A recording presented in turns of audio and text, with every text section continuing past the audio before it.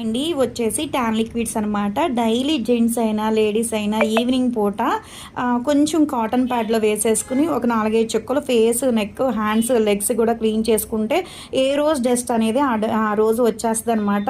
అలా పేరుకుపోవడం వల్ల, తీసుకోకపోవడం వల్ల ఏంటంటే మంగు మచ్చల్లాగా వచ్చేస్తాయండి. డైలీ క్లీన్ చేసుకుంటే నీట్గా ఉంటుంది. ఒకసారి క్లీనింగ్ ఎలా చేసుకోవాలి ఏంటి అనేది వీడియో కూడా ఒకసారి చూపిస్తాను. కాటన్ ప్యాడ్లో అయితే కనుక ఇలా ట్యాన్ లిక్విడ్ వేసుకోవాలండి. ఎక్కువ ఏం అక్కర్లేదు.